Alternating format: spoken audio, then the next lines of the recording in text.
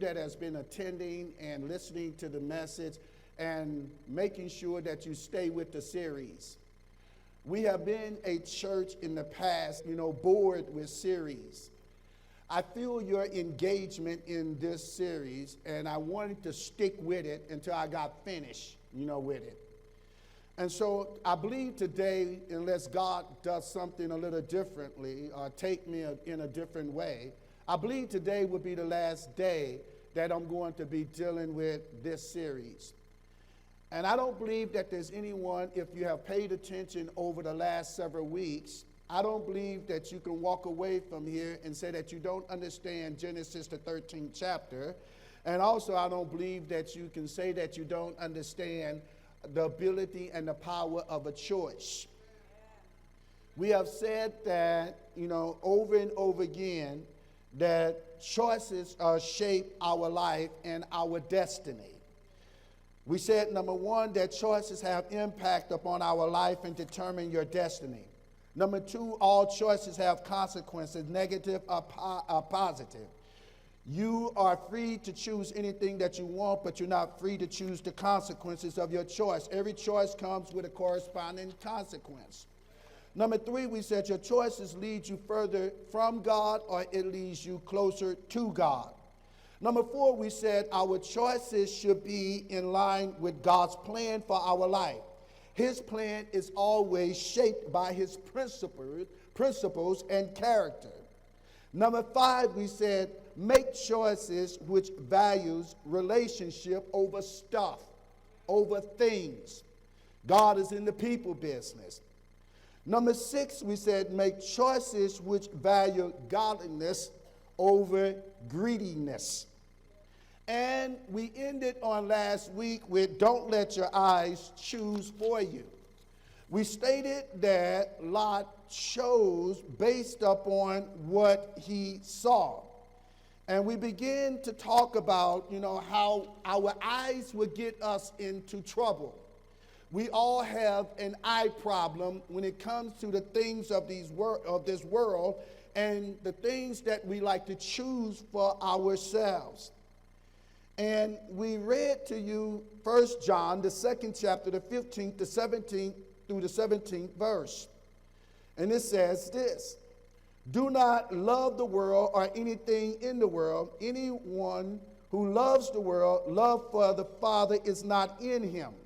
For everything in this world, the lust of the flesh, the lust of the eyes, and the pride of life comes not from the Father, but from the world.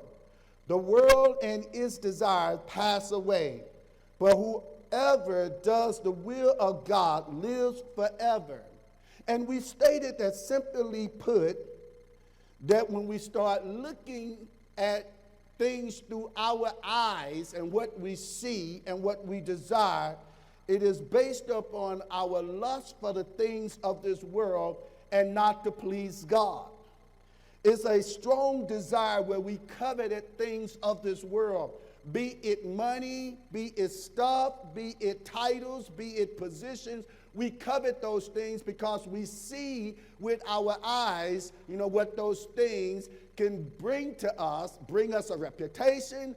We can have this thing and that thing, and we can have this amount of money. We can have somebody else's wife or somebody else's husband. We covet after those things based upon the lust of our eyes. It's what we see and we desire it and we want it. And we will do anything to get it. Many of us have made choices in life based upon what we see. Man, that dude look good. He's handsome. I want him. Ooh, that woman is so fine. I want her. Not even checking with God to make sure that they're going to treat you right. They're going to be good to you, or are they going to be the best thing for you? Many of us want what looks good to our eyes and not what is good for us in general. He may not be the one that God wants you to have because he's tall and he's good looking and he's got a good job and all of it. Maybe God wants you to go with the trash man that is a little dumpy, but And he may be the best for you, but he may not look the best to you. Now, let me say that again. He may be the best for you, but he may not look the best to you. She may be so what if she got some extra pounds in certain places? She may be the best for you and may not be the best looking to you. Huh? Many of us want what our eyes say that we can have. And that is what got Lot into trouble. And from day one, Abram was dealing with the problems and the issues of Lot.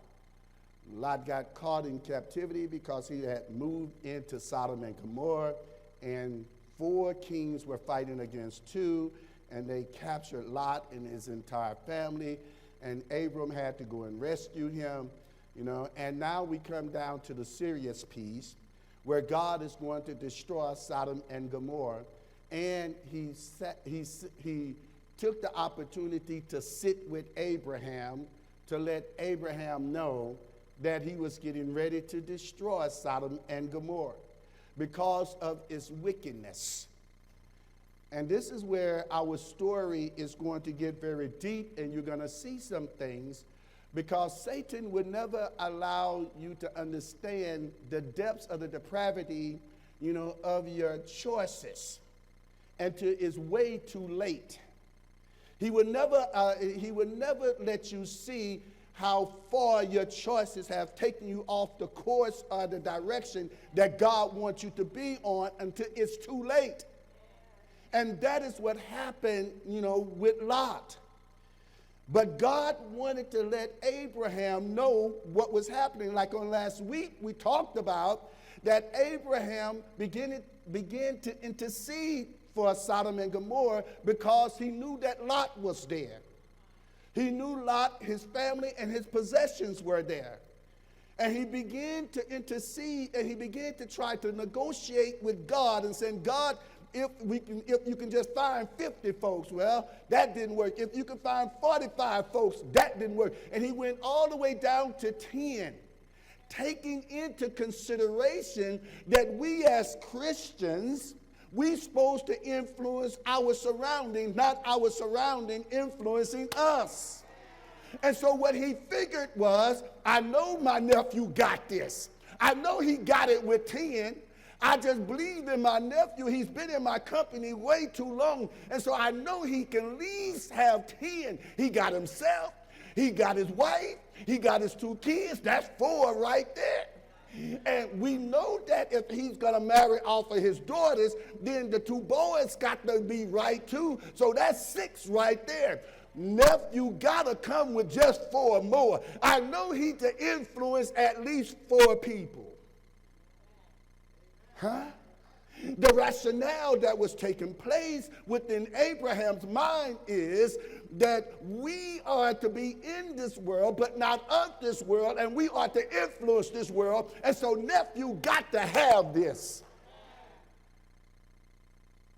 Who's depending on you to influence people around you? Or better yet, are you influencing anyone around you? What about in your neighborhood? What about on your job? And what about in the school district? And what about in local politics? Are you influencing anyone? How are you influencing them? That's where we are right now. And so when we look at Genesis, the 19th chapter, and God is getting ready to destroy Sodom and Gomorrah, we got to ask ourselves some hard questions. And here's the one, number 7, that I wrote down. God gave me this as I was studying this. It says, your choices will expose your true character. Your choices will expose your true character. It will open up the real intent of your heart. Do you hear what I'm saying? That came directly from the throne of God. I wasn't even thinking about that as I was studying this, but when we really began to look at this story and we began to look at Lot and we began to look at Abraham, we see the heart of these two individuals. We see their character. We see the way they based their choices was based upon where their heart really was. Do you hear me today? Your choices will expose your true character.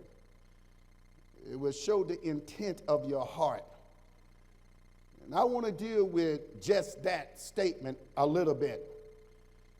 And I began to talk to myself and I began to say, well, God, how can we know what is the true heart, and how can we know if the person is choosing right? And God, how do we know these things? And he began to share some things with me. And I need you to listen to me today. Because some people, they would disguise their choice as being a godly choice when their motives are not truly right and pure.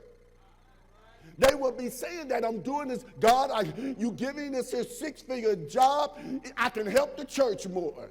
Helping the church more is great. But they really want the job to be able to help themselves and feed their greed.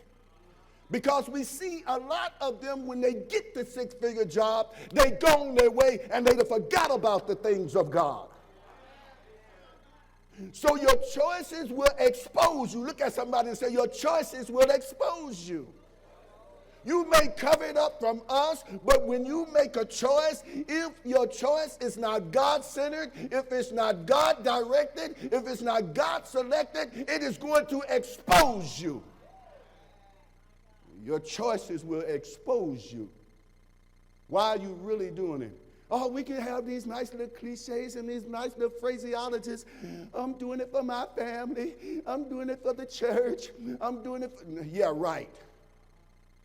How are you and why are you choosing? Huh? So I need to know, God, how can we know whether our choices is under the influence of greed or under the influence of God? Huh? Look at somebody and say, are you choosing based upon God or based upon greed?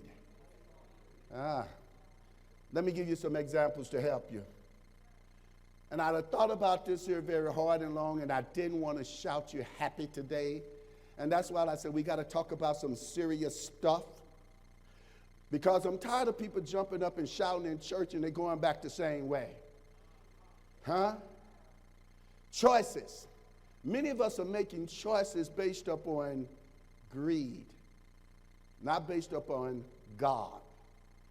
Number one, if you find yourself thinking more about things of this world and not the things of God, if you thought about having more stuff and bringing more pleasure to yourself and not about bringing pleasure to God in the God's relationship, if you're more conscientious about things of this world and not things that are spiritual, things, and you begin to neglect God's spiritual duties, then that's greed. You're choosing. You're choosing based upon greed, not God. If you're thinking more about the things of this world, how much I can get, how much pleasure it can bring me, and not about God, not about your spiritual responsibility, not about pursuing the things of God. If you're thinking about how much more money you can make to do the stuff that you want to do and not thinking about the responsibility that God has given you as a Christian, that is greed. And you're making the wrong choice. Or are you making the series of wrong choices?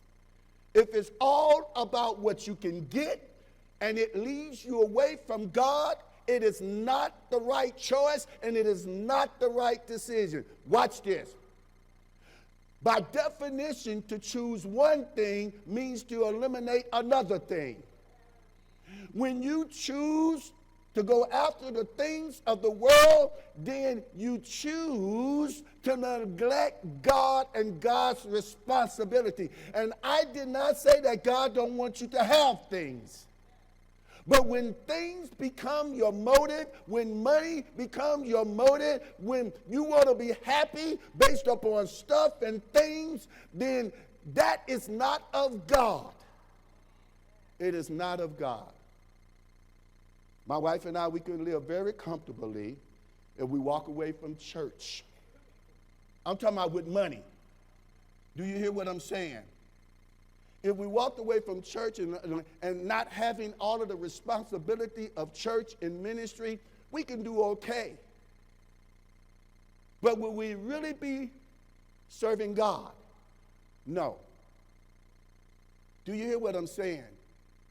I believe that it is time for us as Christians in this day and time to really evaluate our choices and why we are really making those choices. And how does those choices connect to our spiritual walk, our spiritual involvement? See, some of you all want to shout happy, and you thought I was going to have a good old message for you can jump up and shout today. Today you're going to think. Today you're going to think about your choices. What you are doing and what you are involved in, how does it help you spiritually, and where does it lead you to God? Where does it lead you to God? Number two, whether this is a way that we determine if our choices are God-centered or is there greed, that is influencing our choices. We said if we find ourselves thinking more about the things of this world and how to get them rather than thinking about God, then that's greed. That's greed. Those are not the right choices that you ought to be making. Number two, and I said this here before, there's nothing wrong with enjoying stuff and things that God give us and the things that God provide for us. But I want to say this. But if we start thinking, if I just had just this, and if I just had that, then I would be happy. Or if we think getting more money in the bank, getting an extra 2 cars, getting 4 or 5 more suits, having, an affair. Y'all ain't talking to me. I'm going to go on and on and on. Whatever it may be, if we start looking at those things to make us happy and to secure our life, then we are making choices based upon greed and not based upon God. Huh? If I can have just a little bit more money, I'll be happy. If I can just have this man, I'll be happy. If I can just have that woman, I'll be happy. If I can just get sex 5 and 6 times a day, I'll be happy. Whatever it may be. I know y'all shouting and saying, no, that's too much, that's too much. But you don't know what kind of greed and choices people are making over what. Do you hear me? All I'm saying is, the very moment that you start looking for your happiness in a lot of things and a lot of stuff rather than God, then you are governed by greed and not by God. You're going to make choices based upon your feelings and based upon your emotions and not led by God. Y'all stick with me, not the baby. Stick with me. Stick with me. Stick with me. When we start looking at stuff and we start looking at things and we start saying that stuff and those things will make me happy, those things become our God. Those things become our God. Oh, if I can just go and if I can just live here, if I can just go and I can just have that apartment, if I can just go and I can have that car, if I can, all of your happiness is wrapped up into stuff and things rather than your God. That's what Lot done. He looked with his eyes and he said, oh, that look good over there. I can become somebody over there. I can get a title over there. I can own a lot of land and a lot of houses over there. Huh? When you have greed and your eyes want you to get more and more, you'll never be satisfied.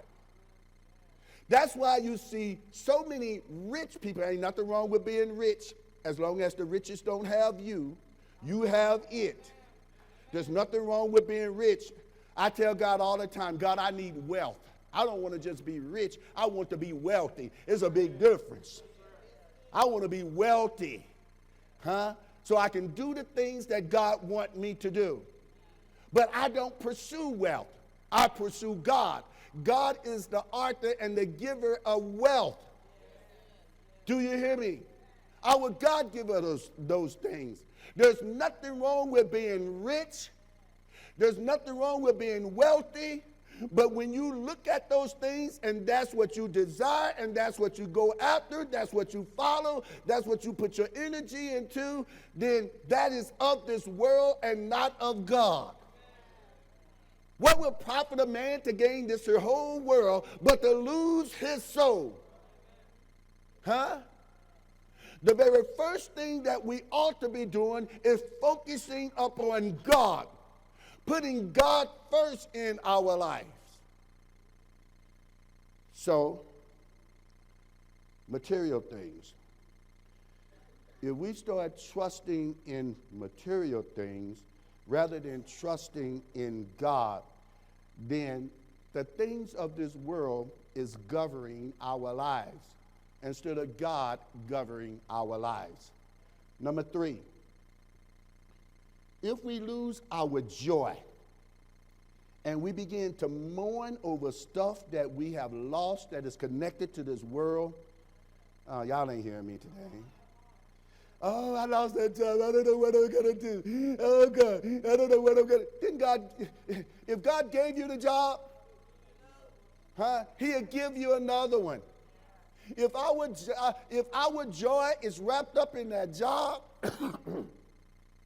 then we're forgetting about following and trusting God in faith. Oh, God, I don't know what I'm going to do. Oh, that man walked away from me. Might have been the best thing for you at that time. Y'all don't like that one, do you? Oh, that woman just left me. She probably was crazy anyway, and y'all just, it was toxic with y'all being together. And that was a blessing. If we are so caught up in mourning over stuff and things, then we're not trusting God, and that is greed. That is shifting our faith in stuff and things instead of having the faith in God. Paul said in his words, he said this, listen, I have found myself to be content with little or much. Wherever you find yourself, be content and know that God can change your situation at any moment that he desires. That God can turn your situation around. Your faith and your confidence should be in God and not in your stuff, not in your job, not in the person that you're with. Because, ladies, let me tell you, there are some men, they'll get you hooked on their money and their looks, and then they'll pull it away from you. They'll want to control you. Y'all ain't talking to me.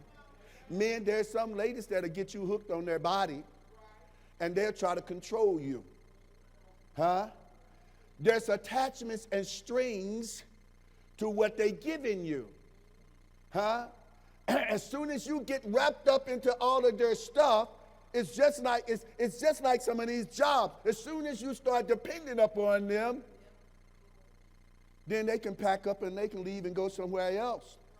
And if all of your confidence and all of your joy and your happiness was based upon your job and not God, all of your faith and your confidence was in the job, then you're going to be lost.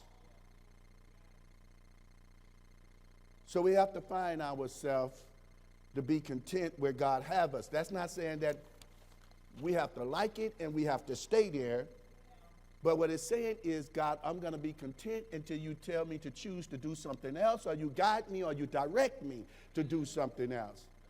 God, if you guide me and you direct me to do something different, then that's what I'm going to do. Many of us get ahead of God and we try to make our own way. We begin to open up our own path. We begin to look for our own avenue of getting out of a whole bunch of stuff that we're in, or to do the stuff that we're doing, instead of trusting God. When they fired me from a $90-something thousand job, I thought my world was shattered. I began to soak and I began to sour. I had left an $80,000 job to take a $90,000 job and never consulted God. Confession time. Now, see, some of y'all won't confess. I looked with my eyes and said, that extra 10, that'll be pretty good. It can help out. And then I even rationalized, I can even give them more to the church.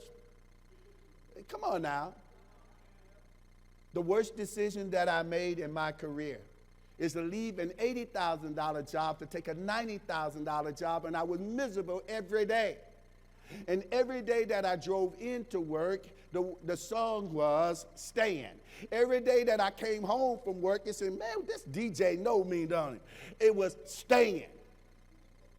And that went on for a year until they called me into the office and wanted me to do something that I just knew that I wasn't going to do because I don't look good in those big stripes. And the man fired me. Just because who are we trusting? Consequences would have came behind the choice that I made to do that thing he asked me to do that was borderline. And that's what I know about people, is that they'll ask you to do something that they won't do, and then they'll leave you out there.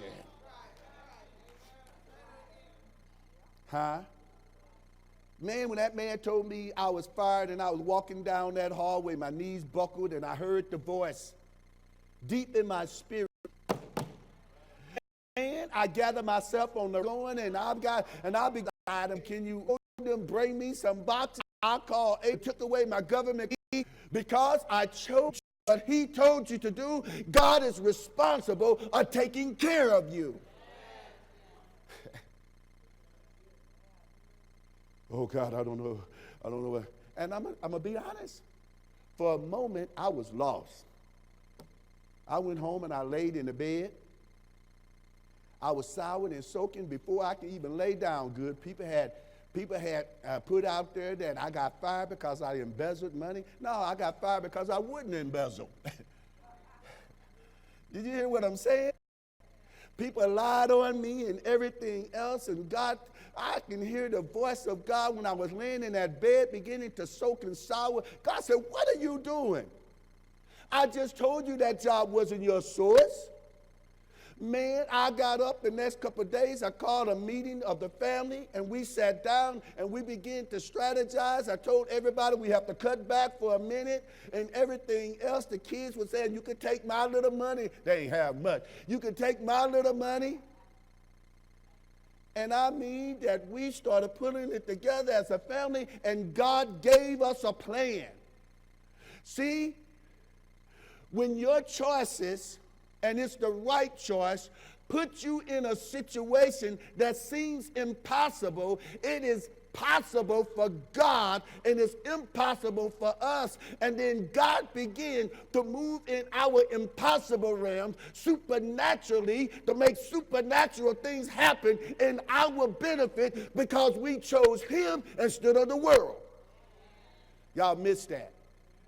God would take your natural circumstances when you choose to serve him, and he will put in his supernatural spirit and turn your situations around if you choose to serve him. Man, we were bringing in money. Didn't lose a thing. Did you hear me?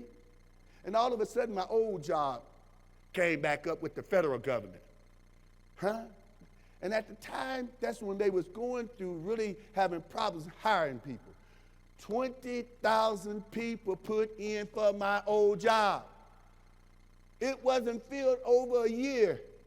And when I put in the application, they called me and said, we pulled your application. We didn't know you was coming back. Oh, well. I'm back. Let me tell you something.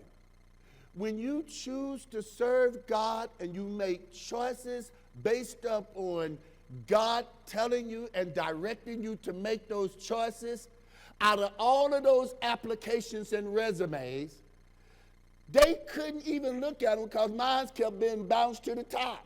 Y'all ain't talking to me. Even if they decided that they didn't want to look at me and bring me back, it still would have been bounced to the top. Because God was in the plan. Huh?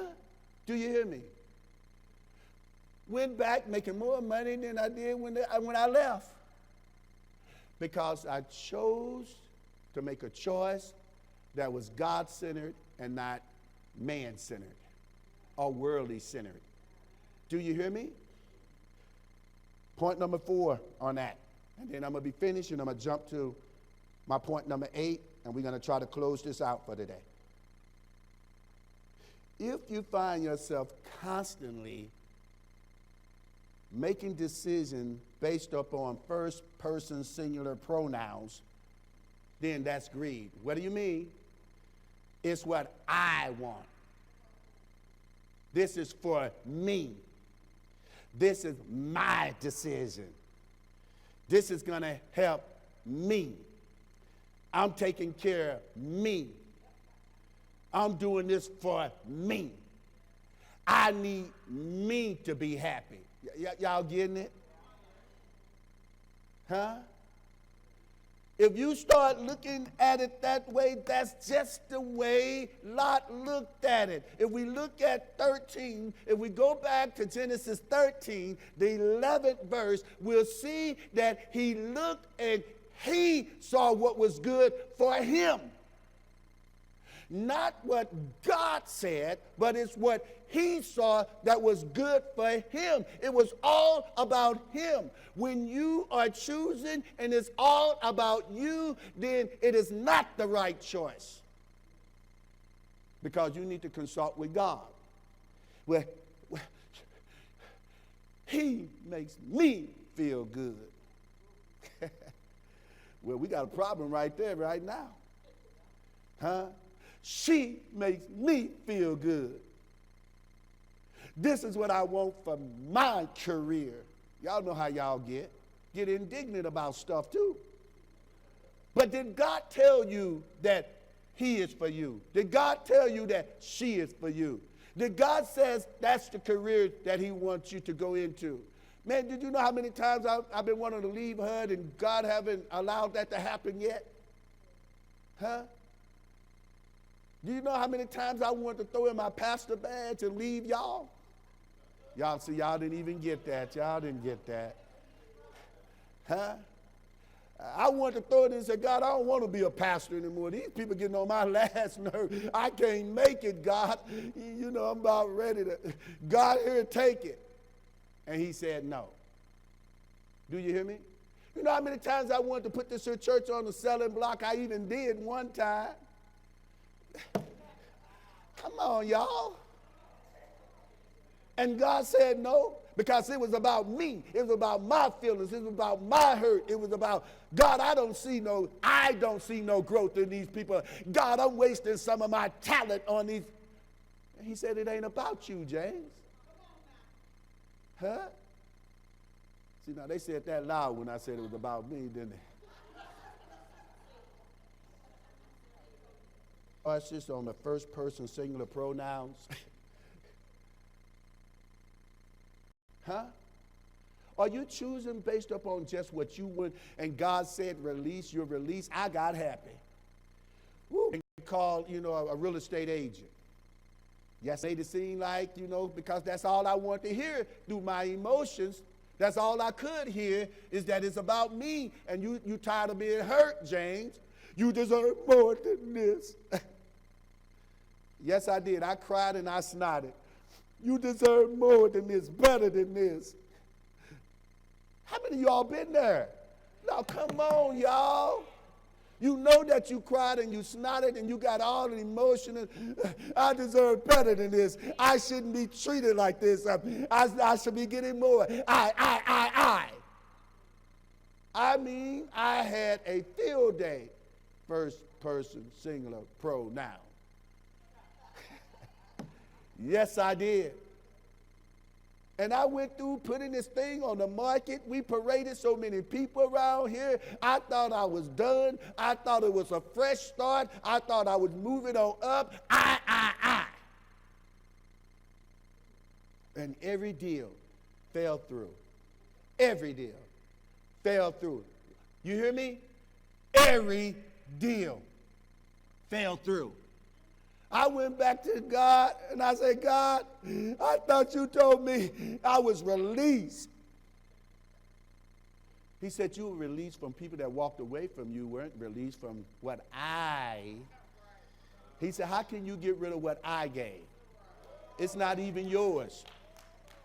Some of y'all trying to leave jobs that God gave you and God put you there and he planted you there and you didn't even have the talent to be there, but he gave it to you and you mad and y'all ain't talking to me today. You're not talking to me. And you trying to walk away from it and God is saying you walk away when I tell you to walk away because it wasn't your decision to make because I gave it to you. I'm talking to somebody today. All I need is an amen. Jesus. So Lot made all of those decisions based upon first person singular pronoun. Based upon him. You know, and I know sometimes you hurt so bad and sometimes you see opportunity that looks so great and you see a chance to do better and you want to take it. I'm talking to somebody today, man, he's hitting me. You just want to jump in there and you want to take it. Because in your mind, you say it's got to be better than this that I'm experiencing right now. There's greater opportunity for me. That's not necessarily what God wants. And it brings me to my point number 8 overall. Make choices which values fellowship with God over the approval of the world. God, that's good stuff. That's good stuff. Watch what I'm getting ready to say, and this is going to blow some of you away. Lot was criticized. He's always criticized for moving into Sodom. But we never talk about both Abraham and Lot lived in corrupt cultures.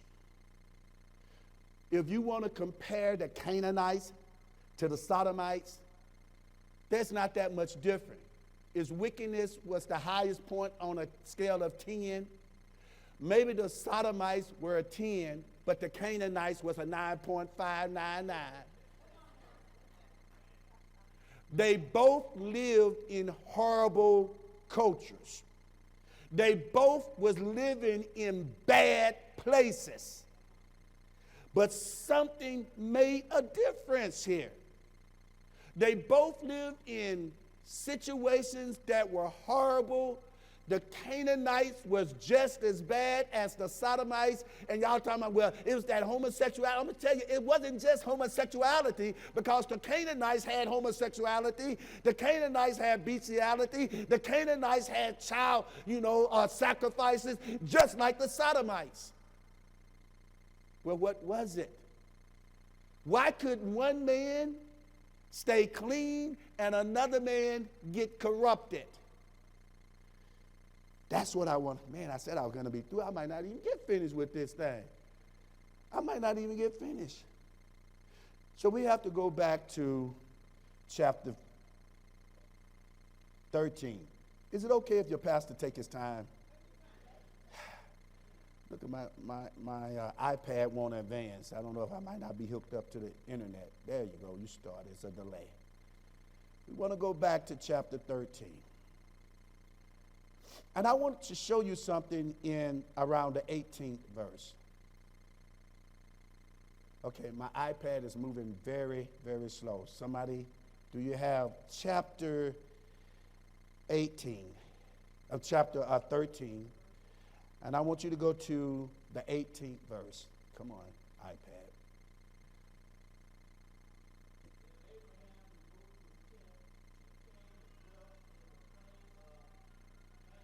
Mamre. All right.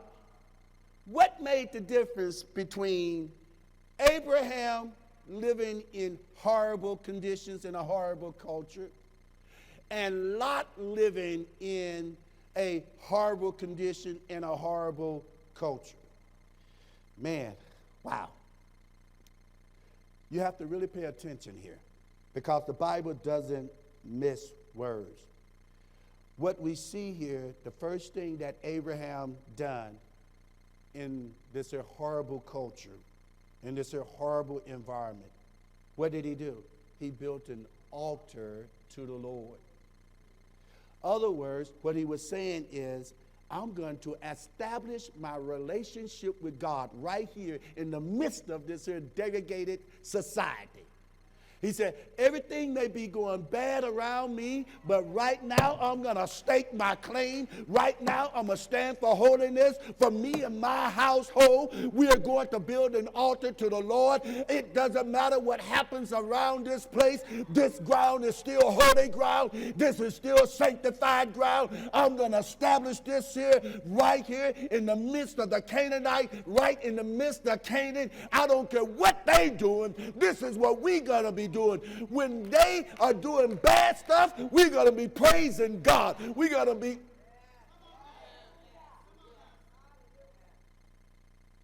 In the midst of your job where everything goes, have you built an altar to the Lord? Said my cubicle and my workstation is going to be holy. Ha. Y'all ain't talking to me. My workstation is going to be holy. Huh? My office is going to be holy. My telephone is going to be holy. This is an anointed phone. Now, you can't call and cuss me out on this phone. This is a holy phone. Huh? Abraham, he says, wherever God sends me, I'm going to sanctify it unto him. So that job may be horrible for somebody else, but when you walk in there with your holy self, when you walk in there with an anointing, when you walk in there with the power of God, when you walk in there confessing what God told you to confess, it may be bad for others. It is your sanctuary because you have established it as holy ground. Man, I feel something right about now. Abraham said, no. Stuff is bad here, but that's all right. God sent me here.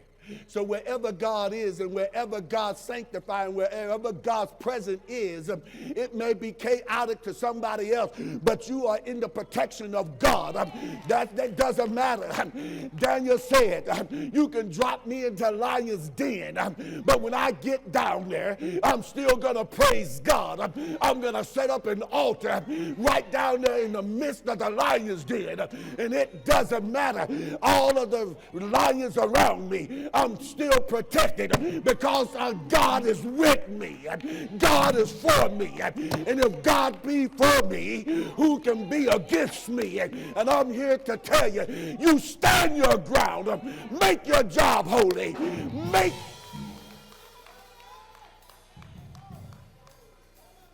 You don't have to leave your job. You set up an altar within yourself, an altar within your environment, and you begin to say to yourself, it is not going to be chaotic. Every time I come to work, I take authority over the confusion. I take authority over the negative talk in the name of Jesus. Y'all don't want to have church, huh? Because some of you want great results, but you don't want to do the things that it's going to take. You got to understand, when I went to work, I set up my desk, I began to pray, I put my wife's picture out, I put my children's picture out, and then I focused on my job. And I had a lady that knew us.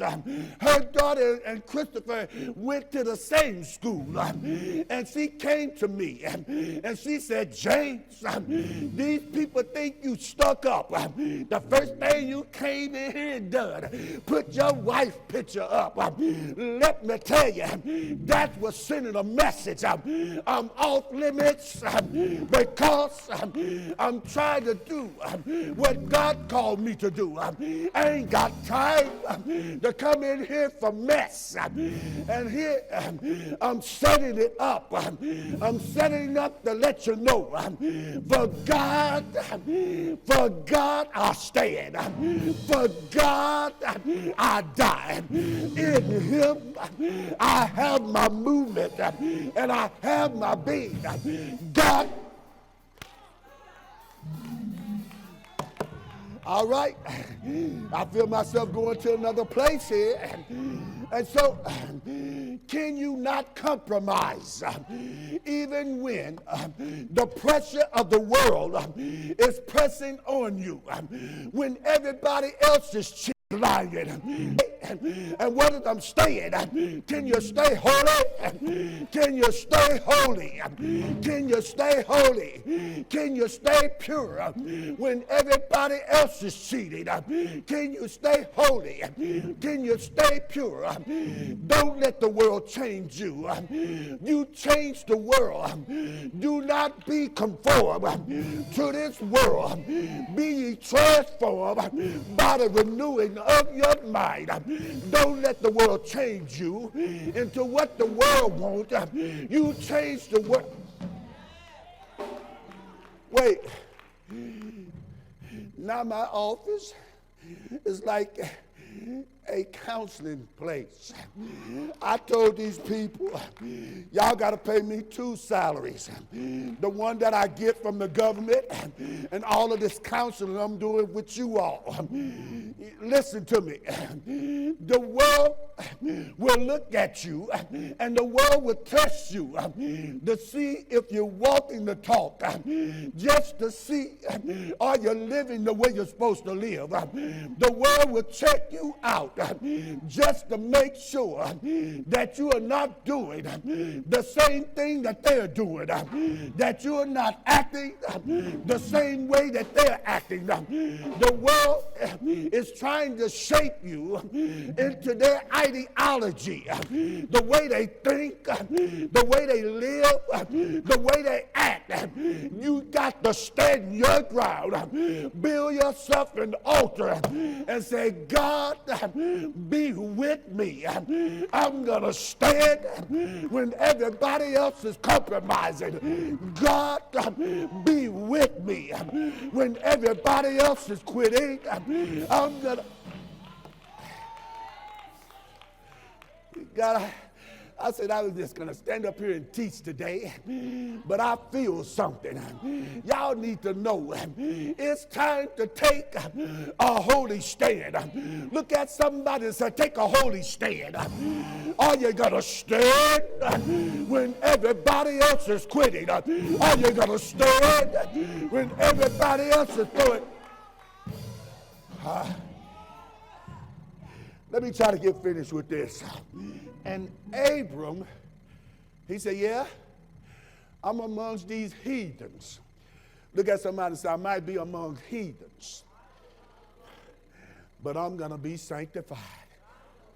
Sanctified means that set aside, to use for God's purpose.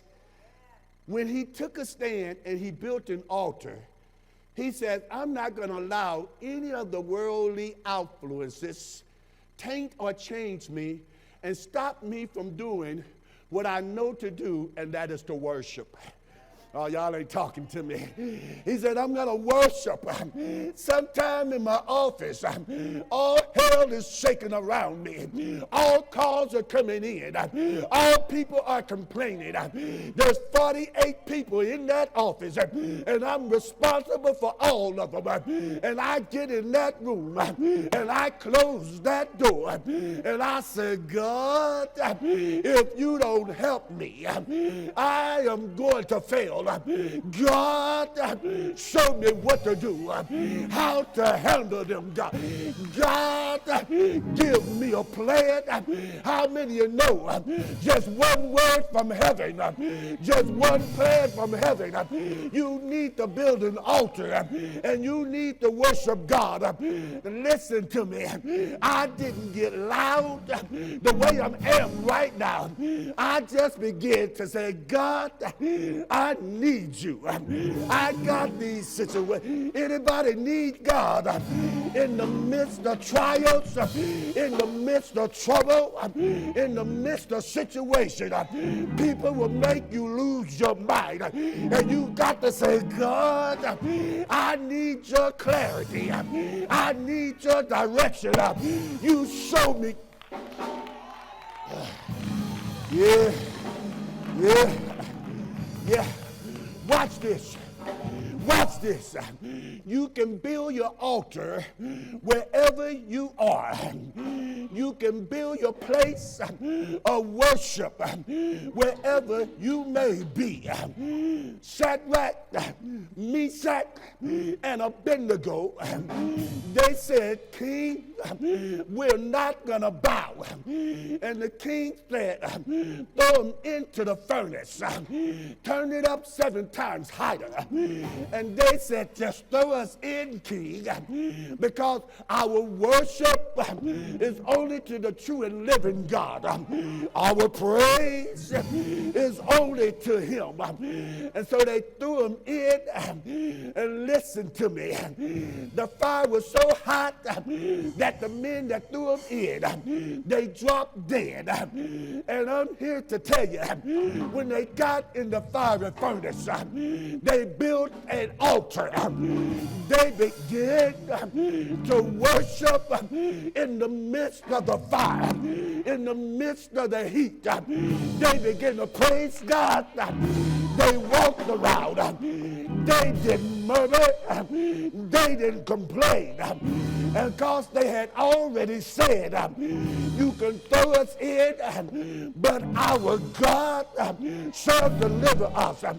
When you build an altar, when you begin to praise God in the midst of your trials, in the midst of your storm, in the midst of your degradation, you just praise God, and God will step in to your place of worship.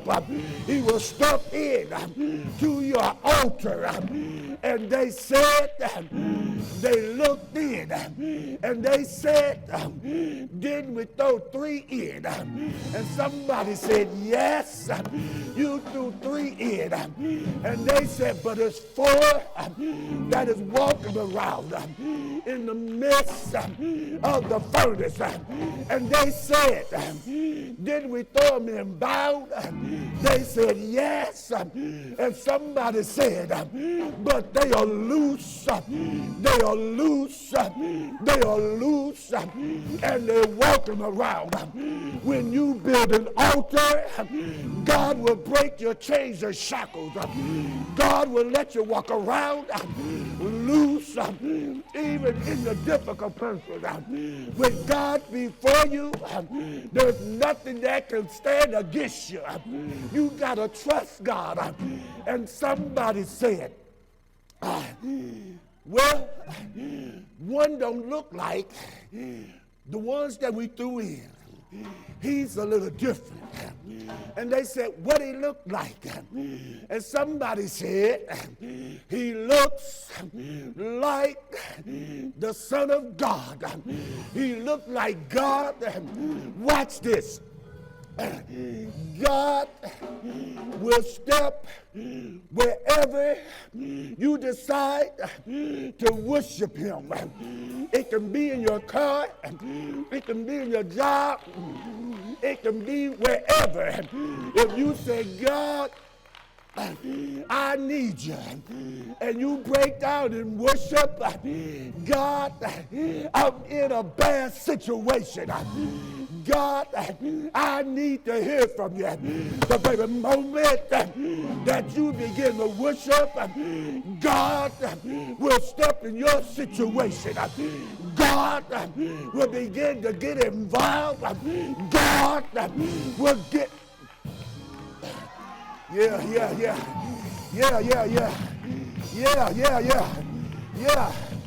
Abraham said, I don't know. I got all kind of stuff around about me, but I'm going to worship. I'm going to worship.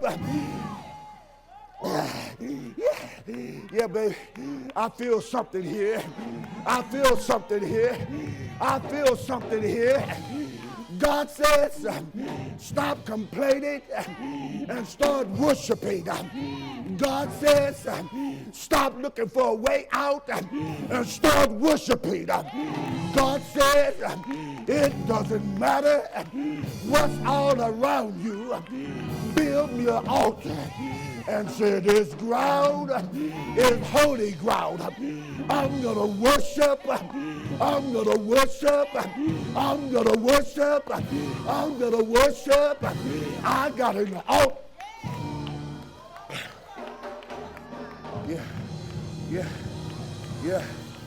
Yes, God. Yes, God. Yeah. Wait. Divorce may not be the answer. It may mean you need to build an altar around your marriage and just worship. Leaving your job may not be the answer. Build an altar around your job and just begin to worship God. Y'all ain't hearing me. A new career may not be the answer. Just build an altar and just begin to worship. If I can just get to my altar, I'm going to worship my Savior. I'm going to worship my Creator. I'm going to worship my God.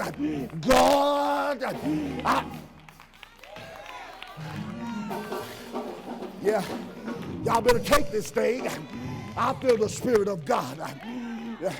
When I got up off of my bed of pity and I said, God, I'm going to worship you. I'm going to worship you, God. You gave me this $250,000 house. And God, you had my kids in private school. And God, I make a living for my family. And I said, now God, take care of me. I worship you and worship you only. I'm not worshiping my job. I'm not worshiping my boss. I worship you. And God said, James, I am your exceeding blessing. I'm the one that will bless you. And he used these words. I'm your Jehovah Jireh. I'm your provider. And I said, yes, God, provide for me. Provide for my family. This is my altar. This is my worship. Yes, God.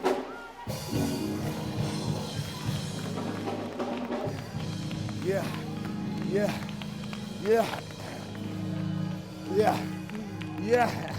None of us shine. Yeah, the book of Shine, not the book of Shine. Mashan, not the book of Shine. Mashan, not the book of Shine. Mashan, not the book of Shine. Mashan, not the book of Shine. Mashan, not the book of Shine. Yeah. Yes. Yes, God. Yes. Yes, God. Yes,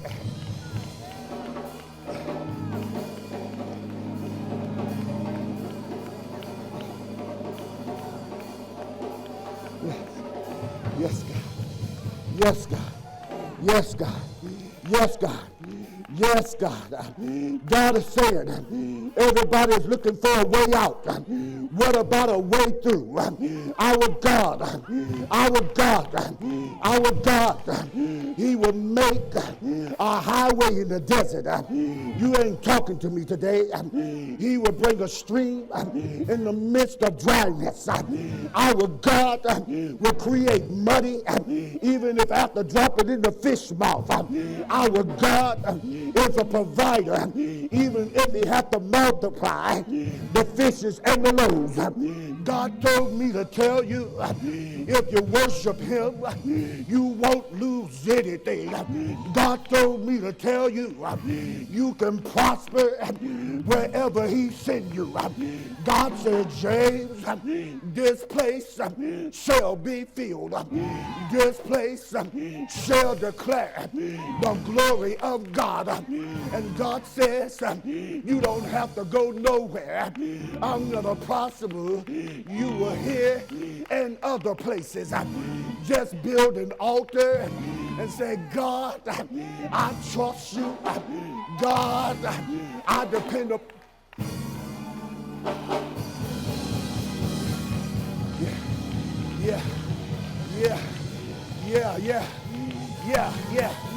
Yeah.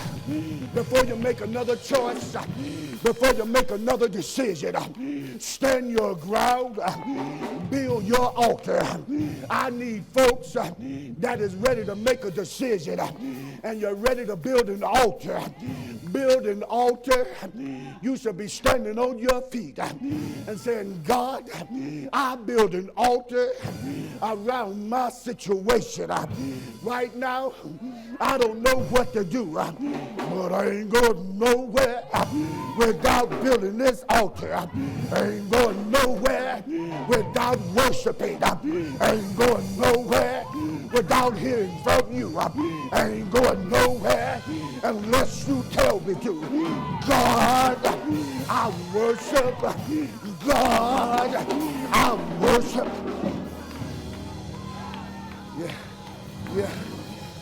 Yeah. I worship you. I worship you. I worship you. I worship you.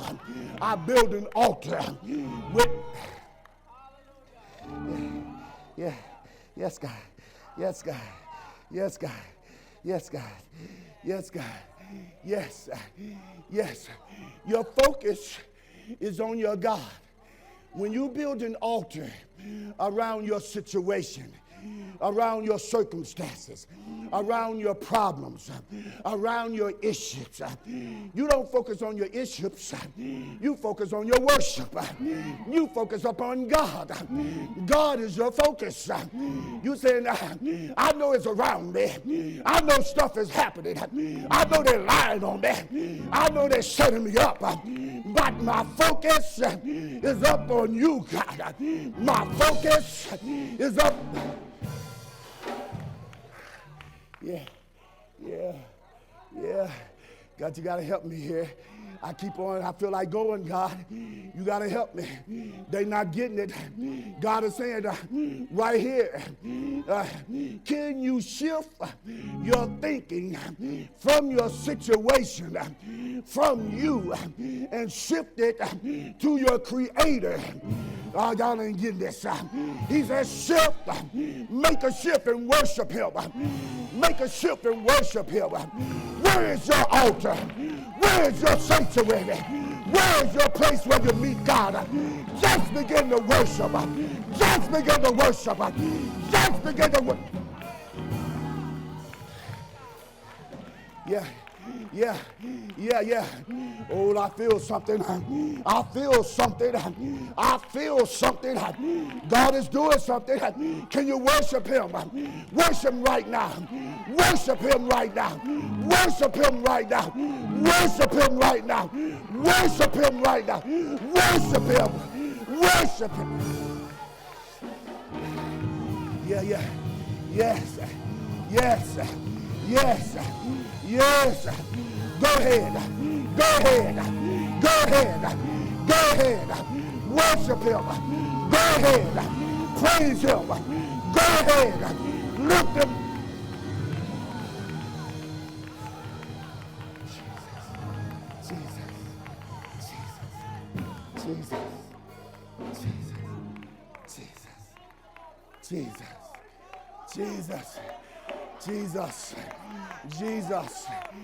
Jesus. I'm trying to get you out of here. Some of you ain't decided to worship. Yeah, you got yourself on the situation. Take a stand. build an altar. Abraham, in the midst of Canaan, in the midst of the desert, in the midst of a dry place, in the midst of a miserable place, in the midst of a famine, he decided, I'm going to stay put and I'm going to worship.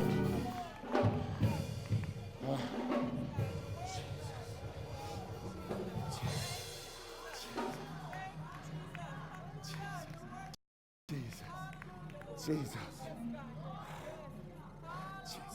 Stay put, James. And just somebody you to change jobs too many times. You to walked away to too many relationships, from too many relationships. You done been involved too much stuff. Now God said, stand still and worship. God said, build an altar. You done ran from place to place. God said, stand still and worship. Build an altar. When you build an altar, that means that you're going to be active and worshiping at that altar. You're going to show up and you're going to praise God. You establish your ground. You said, this is where I'm going to be. I'm going to worship.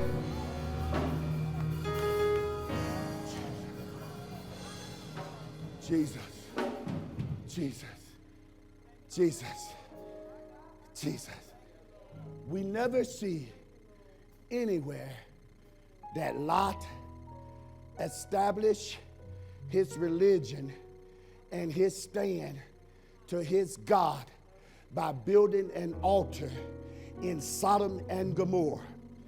In hindsight, he selected a government position and he chose to blend in with the world. And he chose to be a part of the system. And we're going to see that the system influenced him instead of him influencing them. He never established. I'm sorry. God don't have no Secret Service saints. People don't know you saved. Something is wrong. They know I'm a Christian. I mess up sometimes.